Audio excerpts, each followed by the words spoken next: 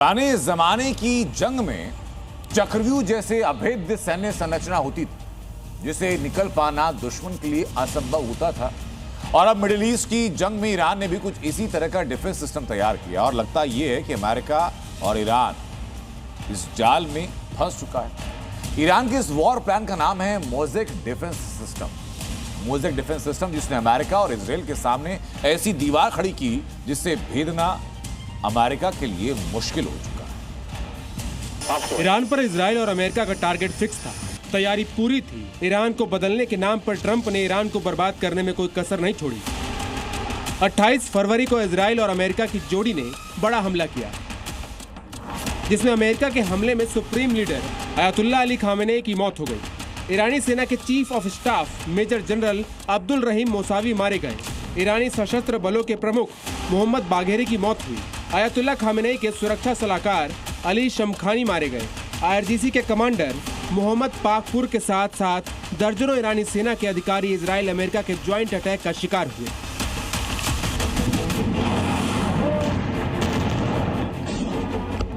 यानी कुल मिलाकर ईरान की सेना और पूरी सत्ता की कमान संभालने वाला शायद ही कोई बचा हो, लेकिन बावजूद इसके ईरान आज 2 हफ्ते बाद भी डटकर जंग के मैदान में डटा है और अपने दुश्मनों के साथ साथ पूरी दुनिया को इस जंग का बखूबी एहसास करवा रहा है।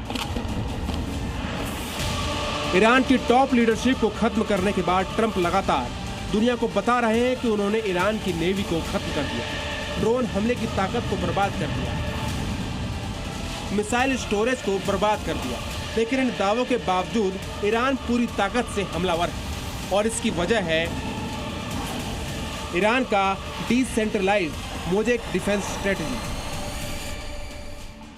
दरअसल अमेरिका और इजराइल को जवाब देने के लिए ईरान की सेना किसी एक कमांड पर काम ही नहीं कर रही है, बल्कि इसे 7 टुकड़ों में बांटकर पूरी तरह डिसेंट्रलाइज कर दिया गया है और इसी फॉर्मेशन को डिसेंट्रलाइज मोज़ेक डिफेंस का नाम दिया गया है। इस प्लान में टॉप लीडरशिप के मारे जाने के बाद सेना को 7 हिस्सों में बांटने की रणनीति बनाई गई। इसमें IRGC, buses Malaysia, army, missile unit और नौसेना को अलग किया जाता है। सेना के 5 अंगों के साथ लोकल यूनिट्स तैयार की जाती है जो कम्युनिकेशन टूटने पर अपने फैसले खुद ले।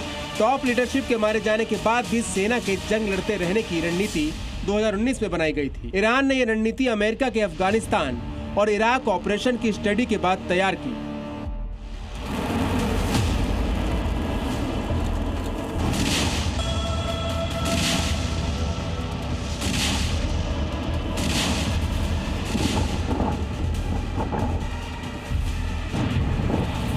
यानी अमेरिकी हमले में जो गलती सद्दाम हुसैन ने की, जिससे उनकी पूरी सेंट्रलाइज रिजीम बिखर गई, वो गलती ईरान नहीं कर रहा है। और यही वजह है कि खामनेई जैसे सुप्रीम लीडर के खात्मे के बाद भी ईरान जंग में टिका हुआ है और इसकी वजह है मोज़ेक डिफेंस स्ट्रेटजी। क्योंकि इसमें कोई भी फैसला टॉप लीडरशिप की बजाय कई स्तर पर लिया जाता है।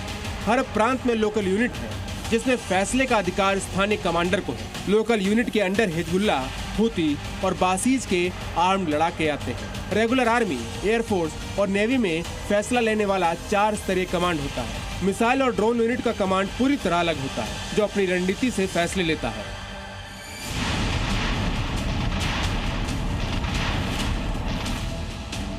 यानी कोई भी यूनिट, सेना का कोई भी अंग जंग में नुकसान झेलता है तो उसका दूसरा हिस्सा अपने आप ही स्थिति के मुताबिक अटैक प्लान बनाता है और इसके लिए टॉप लीडरशिप की जरूरत नहीं होती। मोज़ेक डिफेंस स्ट्रेटजी में पलटवार से लेकर गुरिल्ला वार जैसी हर जंगी रणनीति के एक्सपर्ट हर टीम में मौजूद होते हैं और अब ईरान का यही वॉर प्लान अमेरिका और इजराइल को जंग में करारी चोट दे रहा है। ब्यूरो रिपोर्ट, जी मीडिया।